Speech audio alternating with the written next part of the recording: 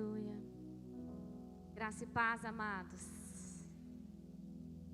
É uma honra muito grande servirmos a Jesus, obedecermos a Jesus e vivermos para Jesus. Seja onde for, seja como for, o centro da vontade de Deus para você é o melhor lugar desse mundo.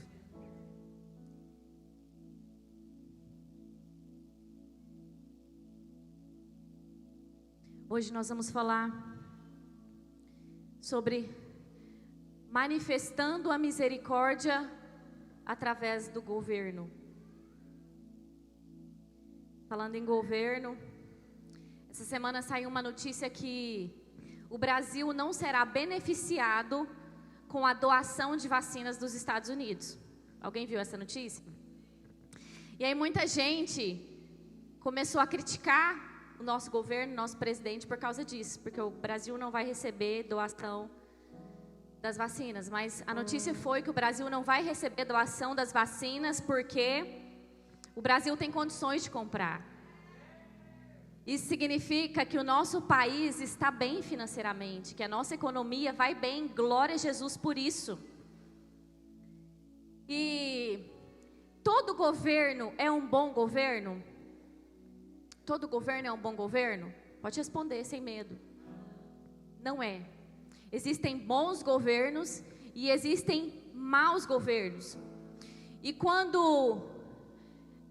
nós temos um mau governo, isso vem como frutos. Isso é nítido, certo? Então nada melhor do que frutos para testificar aquilo que a gente está vivendo. Se o governo é bom, se o governo é ruim.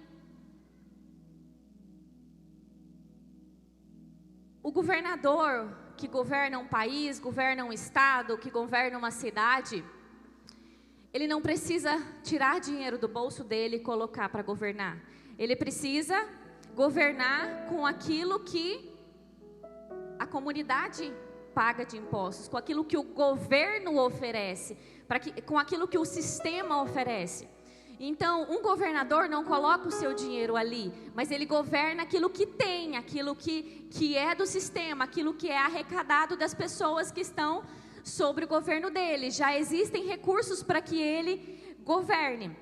E o papel de quem governa, a Bíblia diz que é estabelecer a justiça, é dar direção, fazer com que o espaço que ele governa, que é governado para ele, seja produtivo, seja próspero.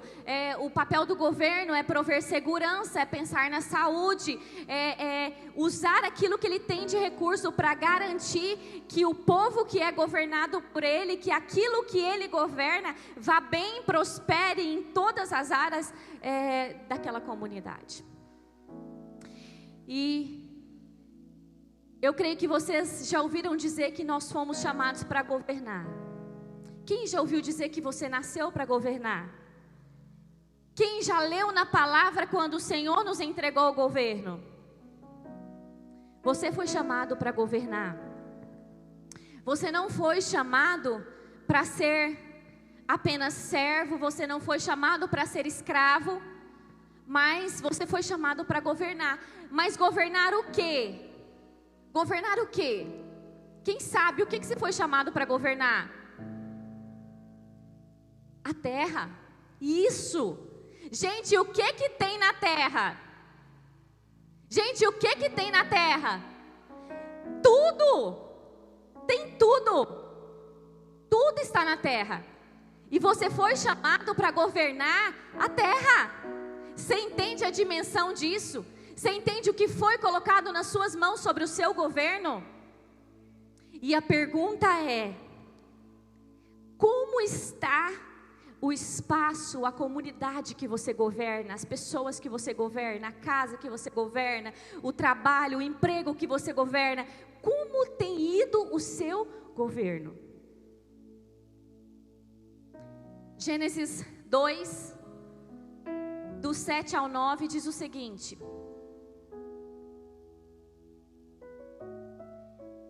então o Senhor modelou o ser humano do pó da terra, feito argila, e soprou em suas narinas o fôlego de vida, e o homem se tornou um ser vivente. Ora, Deus havia plantado um jardim do Éden no oriente para os lados do leste, e ali colocou o ser humano que formara. O Senhor Deus fez nascer do solo toda espécie de árvore agradável aos olhos. Repete comigo: toda espécie de árvore.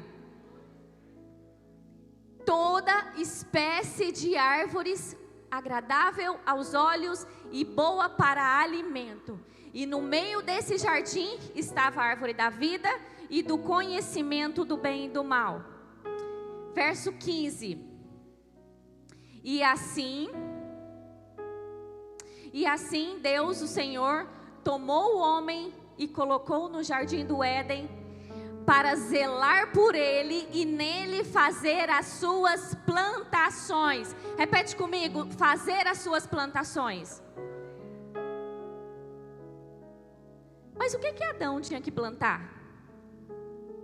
Vocês não repetiram que toda árvore já estava lá? O que Adão tinha que plantar? E tem uma outra versão que diz assim: para cultivar e zelar. O que é cultivar? O que é cultivar, Manuel? Cultivar é extrair o melhor. Cultivar é preparar a terra para algo. Mas entenda, o Senhor entrega o jardim nas mãos de Adão e ele faz algo completo. Ele entrega um jardim com tudo plantado, com toda planta boa para dar alimento, já estava ali. Mas quando ele entrega, ele diz: ei homem, agora você vai plantar, você vai zelar e você vai cultivar. Tudo que Adão precisava já estava ali para que ele tivesse abundância. Mas entendam a chave que Deus Pai entrega para Adão. Ele entrega a chave do governo. E ele diz assim: cultive, plante, prepare o solo para que se multiplique aquilo que eu já fiz. Tá tudo pronto. Tá tudo plantado, tá tudo à disposição. A minha parte eu já te entreguei. Agora, você multiplica o que você cultiva. E você só vai multiplicar os alimentos de sua preferência. O que você está colhendo é fruto do que você semeou. E se você semeou, saiu das suas mãos. Se saiu das suas mãos, é algo que você gosta. Admita você ou não. Tenha desculpas para isso ou não. Você planta aquilo que você ama. Você semeia aquilo que você crê. Eu tenho um pequeno canteirinho ali em casa. E nesse pequeno canteirinho, eu não sou muito orgânica de plantar coisas. Meu marido é mais que eu. Mas nesse pequeno canteiro que eu tenho lá em casa, eu planto coentro. Por que eu planto coentro? Porque eu gosto demais, gente. Coloque em tudo. As visitas que se aguentem. Porque tudo eu ponho coentro, eu amo coentro, então eu planto coentro. Talvez você esteja colhendo coisas e reclamando e não tenha observado ainda que as sementes boas o Senhor colocou nas suas mãos, que desde a criação Ele colocou em você, mas agora você precisa pegar, cultivar o terreno onde você governa e semear aquilo que você ama e deseja colher. Você tem feito isso? Ou você tem ajoelhado e orado: Senhor, libera vida sobre a minha casa, abençoa o meu casamento, abençoa meus filhos. Mas na prática você não tem cultivado o terreno e lançado as sementes que estão nas suas mãos. O mundo espiritual, ele não é místico, ele é legal. Existem leis e princípios, e quando você cumpre um princípio, você desfruta dos frutos que já foram liberados para você antes da criação do mundo. Gênesis 2:19 diz o seguinte: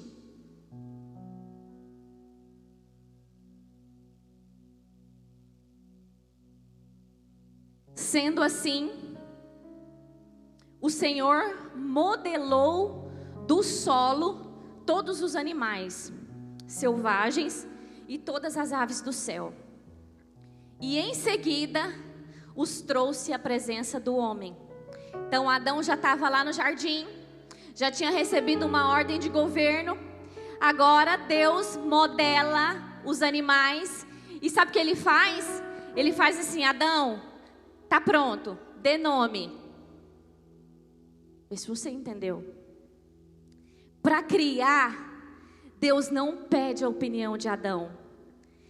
Para planejar, para projetar e entregar perfeito, o Senhor faz sozinho. Porque Ele precisava que fosse bom. Só que quando Ele termina de criar, Ele fala: Adão, é bom, é perfeito, eu fiz para cumprir cada propósito necessário. Agora está em suas mãos. Dê o nome que você vai chamar. Isso significa que tudo que Deus fez é bom, que tudo que o Senhor criou para que você seja feliz, seja próspero, tenha alegria, tenha uma casa frutífera, já está liberado nas suas mãos. Mas qual o nome você tem dado para aquilo que o Senhor entregou nas suas mãos?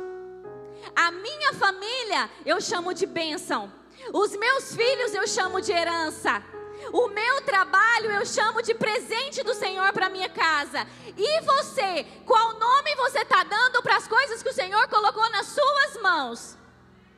Como você chama os seus filhos?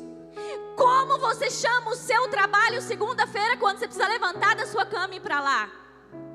Qual nome você dá para o seu marido? Qual nome você dá para os seus pais?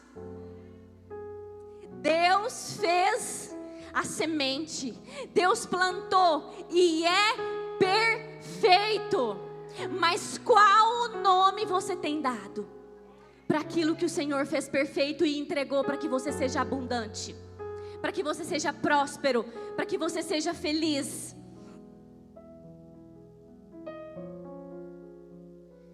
Você manifesta o que está dentro de você. Você vive o que nasceu dentro. A Bíblia diz que a boca fala aquilo, e o coração está cheio. Não vem me falar que você fala mal dos outros porque as pessoas são más mesmo. Não vem me falar que você reclama do seu trabalho porque ele é ruim mesmo. A Bíblia diz, e a Bíblia não mente, a boca fala aquilo que está cheio o coração. Ao invés de falar mal daquilo que você tem, falar mal daquilo que você vive, sonda o seu coração e pergunta: Senhor, o que está acontecendo com o meu coração? Me mostra aquilo que tem em mim que é mal e purifica a minha mente, o meu coração e os meus caminhos. Para de perder tempo manifestando aquilo que você não foi chamado para ser e para fazer.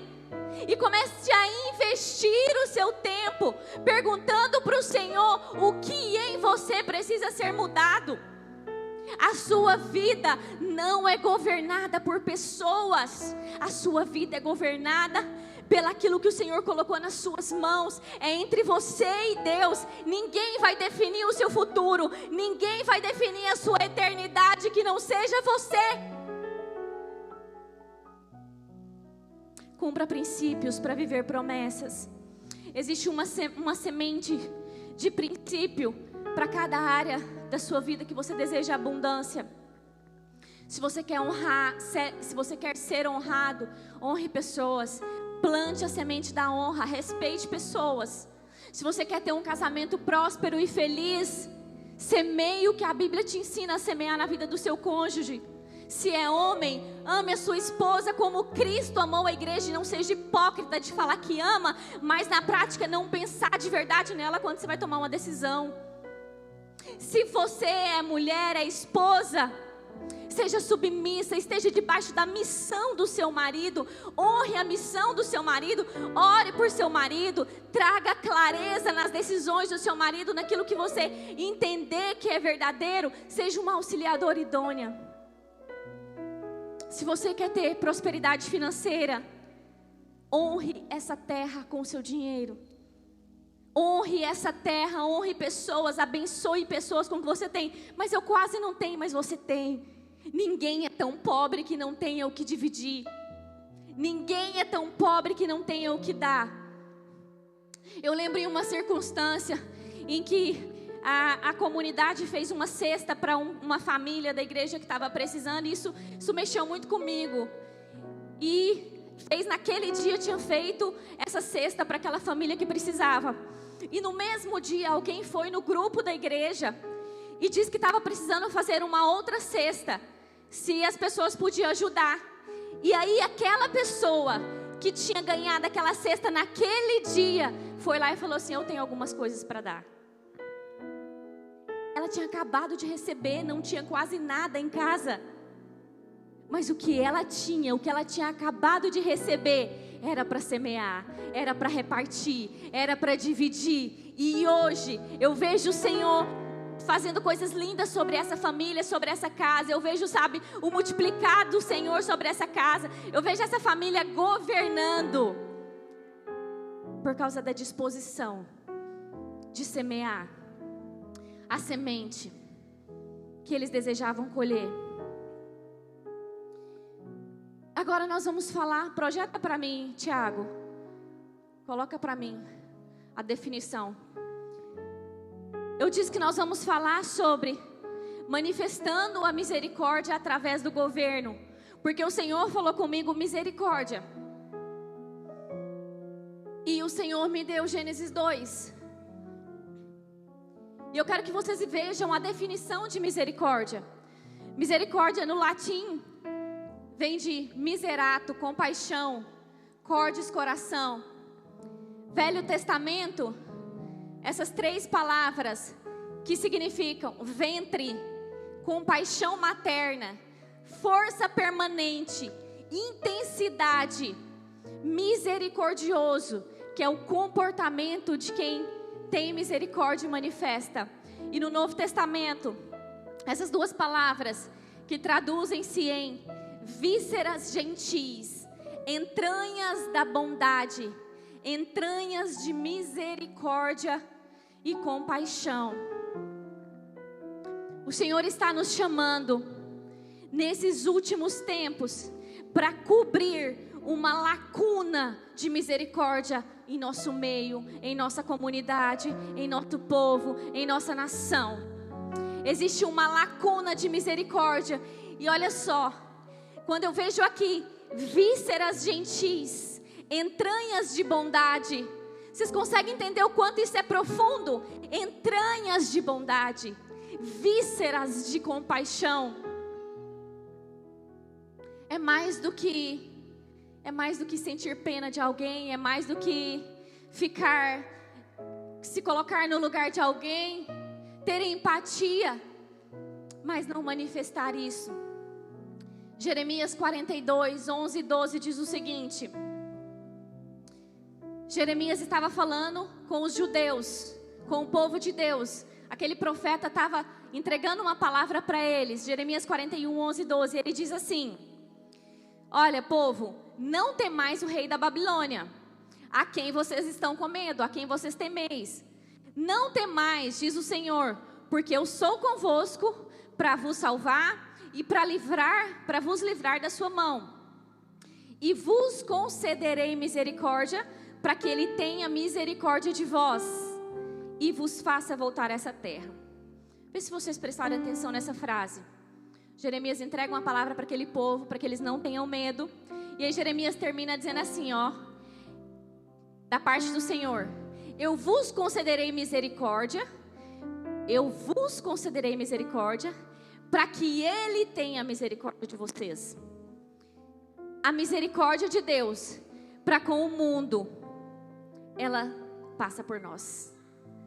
Tudo que vem de Deus para manifestar nessa terra precisa antes passar por nós. E Jeremias fala: o Senhor vai entregar para vocês, para que vocês recebam dele. Vocês terão a semente na mão de vocês, para que vocês plantem e vocês recebam isso dele. Mas eu entrego a vocês essa misericórdia. Salmos 31, 16 diz o seguinte: faze resplandecer o teu rosto sobre o teu povo, e salva-me por tua misericórdia. Salmos foi antes da cruz, antes do sacrifício de Jesus. E olha a oração: faz resplandecer o seu rosto sobre mim, faz resplandecer o seu rosto sobre nós, para que nós sejamos salvos por tua misericórdia. Só que antes de Jesus, o rosto dele, a presença dele era sobre pessoas. E Davi falou: nós precisamos dessa presença para que a gente seja salvo pela misericórdia. Depois da morte de Cristo, essa presença está dentro de nós. Então nós não precisamos orar por misericórdia, nós devemos manifestar a misericórdia, porque ela já está em nós. Provérbios 28:13 diz assim: o que encobre as suas transgressões nunca prosperará, mas o que confessa e deixa alcança misericórdia. Existem princípios para provar dessa misericórdia tão maravilhosa de Deus, que se renova todas as manhãs e é a causa de não sermos consumidos. Jonas 2:8, ele diz assim: os que observam a falsa vaidade deixam a sua misericórdia. Existem pessoas que não provam da misericórdia de Deus porque quebram o princípio da confissão, do arrependimento. E aí Jonas fala que aqueles que preservam a vaidade não provam a misericórdia, deixam a sua misericórdia. Às vezes nós queremos proteger tanto o nosso ego, proteger tanto o nosso pecado. Às vezes nós temos tanta vergonha da exposição, vergonha de expor as nossas fraquezas, de expor as nossas feridas, de vomitar aquilo que nós fizemos, de vomitar aquilo que nós pecamos, que para proteger o nosso próprio umbigo, para proteger a nossa imagem, nós abrimos mão de viver a misericórdia de Deus. Só que às vezes pessoas não vivem a misericórdia de Deus porque falta uma única pessoa que vá até ela manifestar a misericórdia de Deus, confrontando essa pessoa e dizendo: meu amigo, minha amiga, minha irmã, você pecou, se arrepende, confessa. Eu sei que não é fácil, eu sei que o que você está vivendo é um desafio grande, eu sei que você está sendo tentado por coisas que é difícil para você, mas se arrepende, eu vou caminhar do seu lado, eu vou andar com você. Samuel manifestou a misericórdia de Deus na vida de Davi, confrontando o pecado de Davi. Talvez muitas pessoas estão se perdendo, porque ao invés de você confrontá-las, você está falando mal delas. E quando você fala mal delas, você estende a cadeia do pecado e não manifesta aquilo que você foi chamado para manifestar, que é a misericórdia do Senhor. Muitas pessoas estão precisando de um pequeno confronto de amor para serem transformadas, para dizer: tem alguém que se importa comigo, tem alguém que está me vendo, tem alguém que quer andar comigo. Tem gente que está precisando de uma conversa, está precisando de que você fale para ela: eu vou jejuar com você, eu vou orar com você, e você vai sair disso. Mas nós, por nossa concupiscência, escolhemos falar mal, escolhemos ferir a imagem da noiva de Cristo, ao invés de fazer aquilo que nós fomos chamados para fazer, que é sermos misericordiosos. Judas 1:2 diz assim: misericórdia. Ele estava escrevendo uma carta, e lá no início da carta ele diz assim: misericórdia e paz e amor vos sejam multiplicados. Misericórdia, paz e amor vos sejam multiplicados. Misericórdia seja multiplicada. Deus pode mudar, Deus pode melhorar o que Ele já é. Deus pode ser mais misericordioso do que Ele já é. Deus pode ser melhor, maior, mais bondoso. Deus pode melhorar, Deus pode aperfeiçoar. Deus não pode aperfeiçoar. Ele já é reto, perfeito, completo, onipresente, onipotente, capaz. Ele já é tudo que ele precisa ser. Mas quando Judas diz: misericórdia vos seja multiplicado, amor vos seja multiplicado, como é que nós podemos multiplicar algo? No reino, como se multiplica algo? Plantando mais, semeando mais. A lógica do reino, ela é inversa à lógica do mundo. No mundo, para se ter, se retém, se guarda, se esconde. Mas na lógica do reino, na lógica do governo que o Senhor colocou nas nossas mãos, nós precisamos plantar para multiplicar. Nós precisamos cultivar para multiplicar. Então sim, as misericórdias do Senhor podem ser multiplicadas sobre a nossa vida e sobre a vida da nossa casa, daquele que nos cercam. Como? Quando eu cultivo o terreno da misericórdia, eu semeio misericórdia, eu reparto misericórdia, eu vivo misericórdia, eu multiplico a misericórdia. Porque o governo está nas minhas mãos, o governo está nas suas mãos.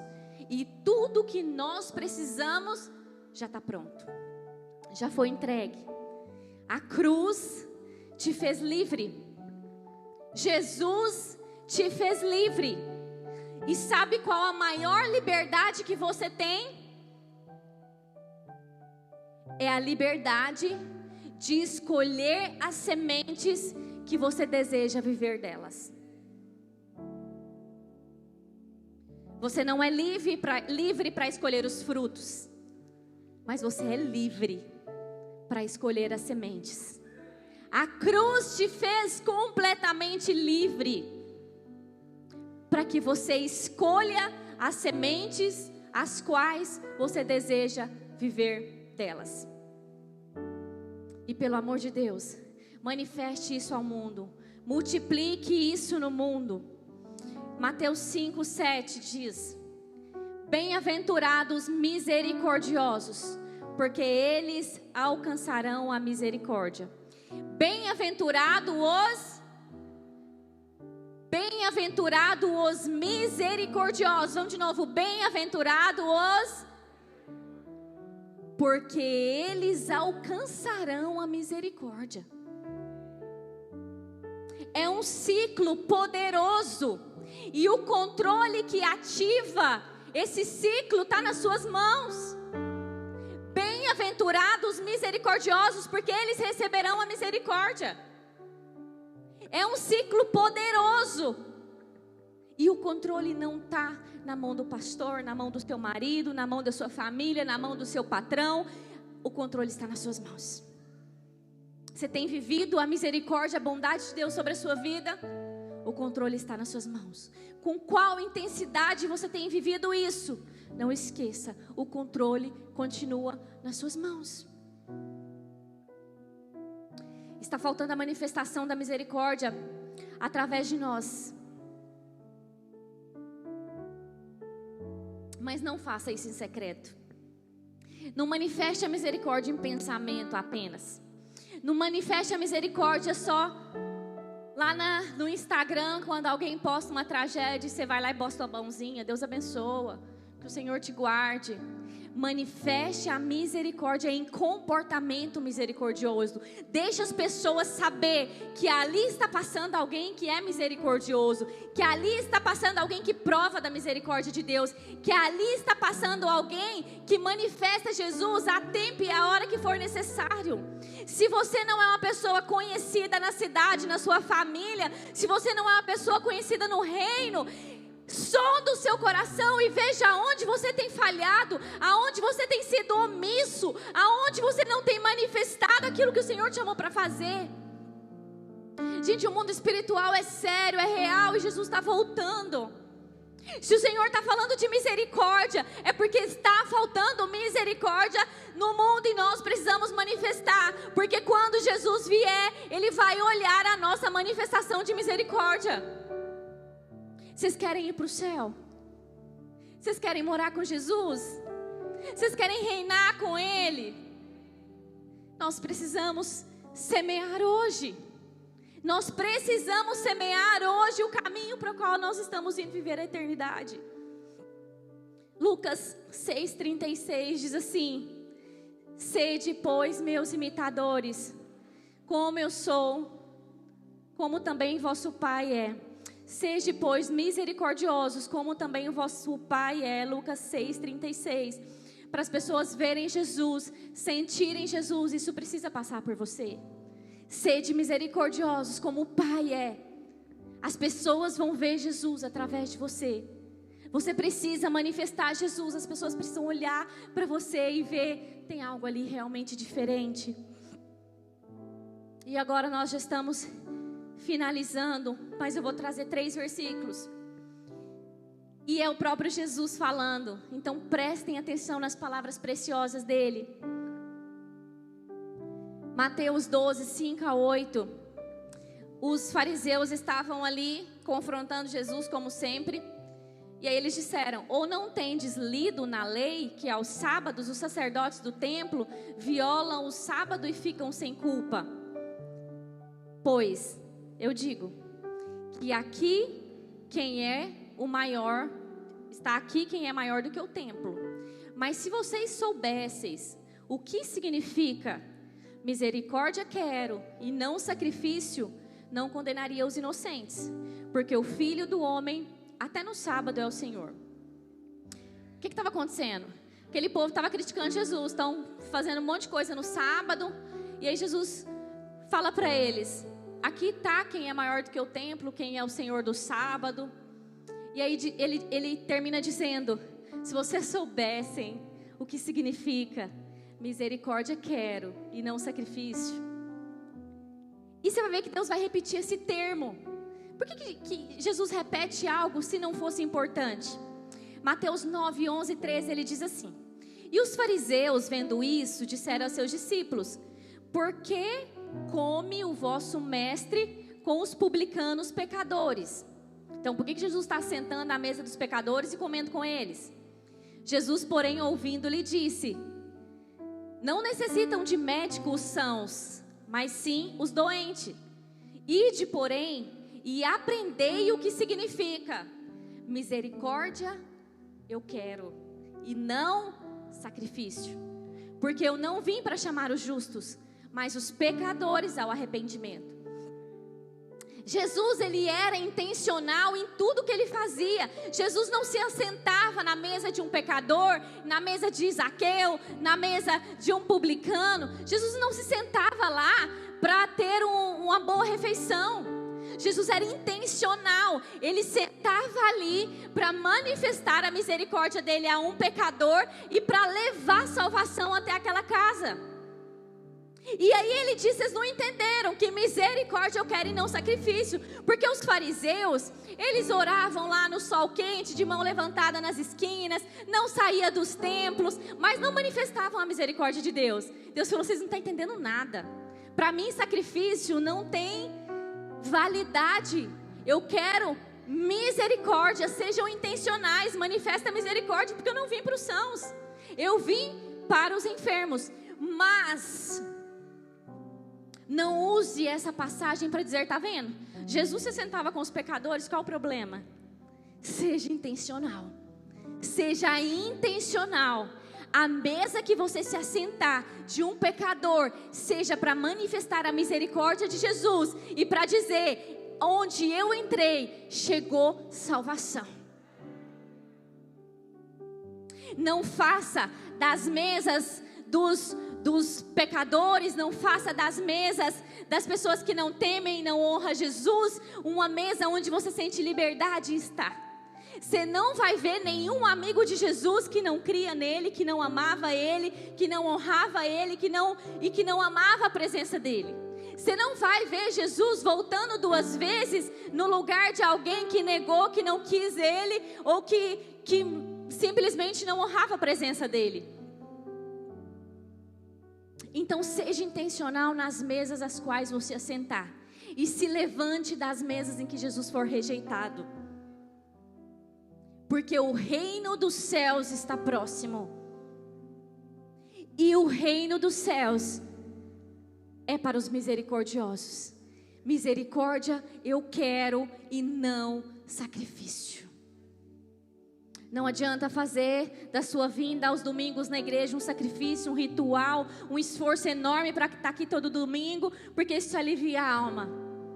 O Senhor não quer sacrifício, Ele quer misericórdia manifestada todos os dias da sua vida. Todos os dias da sua vida. Mateus 23 diz: ai de vocês, escribas e fariseus, hipócritas, porque dizimais a hortelã, o endro e o cominho, e desprezais o mais importante, o juízo, a misericórdia e a fé. Deveis, porém, fazer essas coisas, mas não omitir aquelas.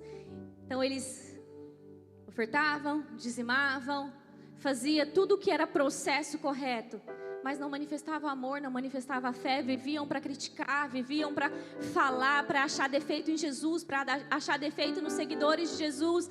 E Jesus fala: olha, é importante essas coisas, mas sem aquelas, de nada valem. Tiago 2, 13, 26, e a gente vai encerrar com essa leitura, e eu quero que vocês tenham muita atenção nela. Tiago 2, projeta aqui pra gente. Tiago 2, 13.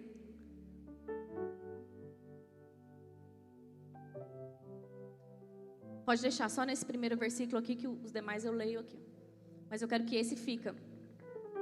Porque vocês estão vendo que Tiago é Novo Testamento, que é Nova Aliança, que é depois da morte de Jesus, que é tempo da graça. Porque o juízo será sem misericórdia sobre aquele que não fez misericórdia. E a misericórdia triunfa do juízo. Pode deixar. Gente, a salvação é pela graça, mas não é de graça. Tira isso da sua cabeça, porque senão você vai para o inferno. E eu quero que você vá para o céu, eu quero que você seja salvo. A graça é algo que você não merece, que eu não mereço. Mas nós precisamos amar a graça. Porque o juízo será sem misericórdia. Gente, não é sobre aqueles que não creem. É sobre aquele que não fez misericórdia. Que não fez, passado. Nós vamos chegar lá no juízo, não tem mais o que fazer. O juízo será misericórdia para quem não fez. Passou. Encerrou. O hoje, o tempo é agora. E a misericórdia triunfa do juízo, mas quem manifesta a misericórdia, aleluia, glória a Jesus, vai estar lá dançando e cantando e entrando no reino com o Pai. E aí eu vou seguir essa leitura que diz assim: meus irmãos, o que aproveita se alguém disser que tem fé, mas não tiver obras? Porventura a fé pode salvá-lo? Olha que pergunta forte, porque a gente crê muitas vezes que só a fé vai nos salvar. E se o irmão ou a irmã estiverem nus e tiverem falta de mantimento cotidiano, e alguns de vós lhe disser: ide em paz, e aquentai-vos e tardai-vos, e não lhes derem as coisas necessárias para o corpo, que proveito virá daí? Assim também a fé, se não tiver obras, é morta em si mesma. Mas dirá alguém: tu tens fé e eu tenho obras. Mostra-me a tua fé sem obras, que eu te mostrarei a minha fé através das obras. Eu te mostrarei a minha fé pelas minhas obras. Tu crês que há um só Deus? Fazes muito bem. O Manuel disse isso agora. Também os demônios creem e estremecem. Mas, ó homem vão, queres tu saber que a fé sem obras é morta? Porventura o nosso pai Abraão não foi justificado pelas obras quando ofereceu seu filho Isaque? Bem vês que a fé cooperou, ou seja, a fé impulsionou Abraão a pegar o filho e manifestar aquela fé. Bem vês que a fé cooperou com as suas obras e que pelas obras a fé foi aperfeiçoada. E cumpriu-se a escritura no que diz: e creu Abraão em Deus, e isso lhe foi imputado como justiça, e ele foi chamado amigo de Deus. Vedes então que o homem é justificado pelas obras, e não somente pela fé. E de igual modo, Raabe, a meretriz, não foi também justificada pelas obras, quando recolheu os emissários e despediu eles por outro caminho? Porque assim como o corpo sem o espírito está morto, assim também a fé sem obras é morta. Quem disse que nós não precisamos fazer nada para sermos salvos? A salvação vem pela fé, que uma vez gerada, manifesta através de obras. E a fé sem obras é morta. A fé sem obras, ela é a religião do diabo. A fé sem obras é a religião do diabo. Coloque-se de pé.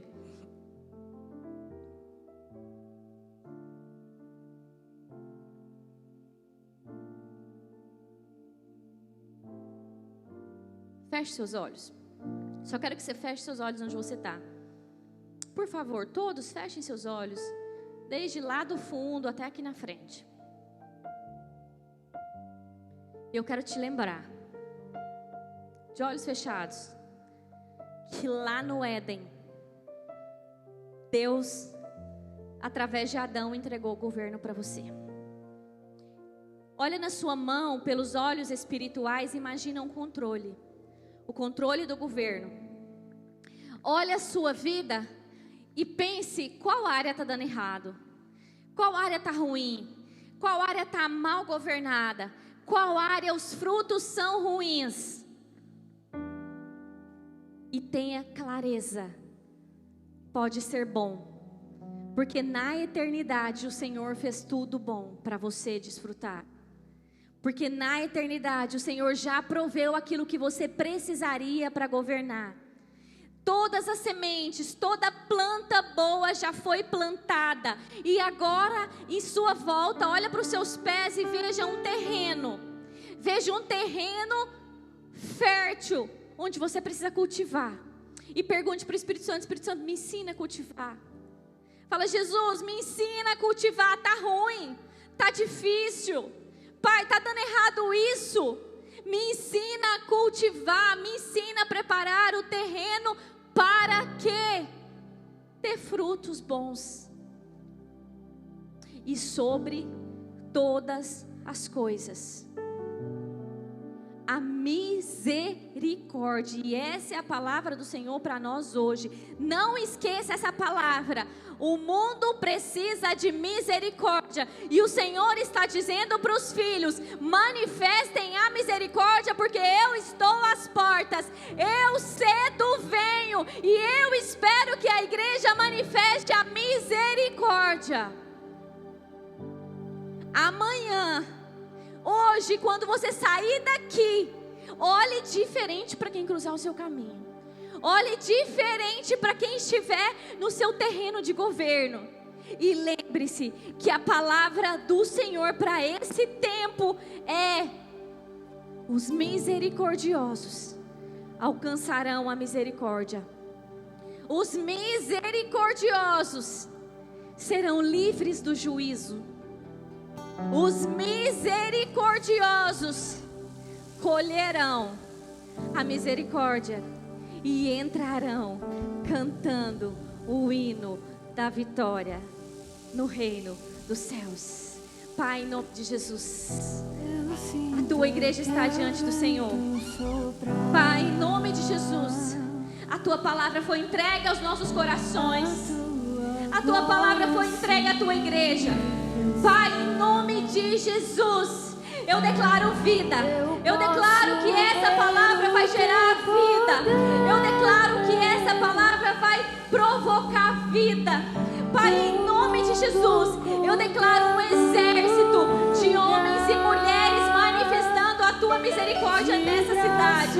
Eu declaro um exército de homens e mulheres manifestando a tua misericórdia no mundo, no Brasil, na sua família, na nas suas casas, no seu trabalho.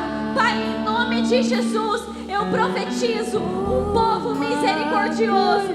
Eu profetizo um povo salvo. Eu profetizo um povo que vai entrar no reino dos céus pelas portas da misericórdia.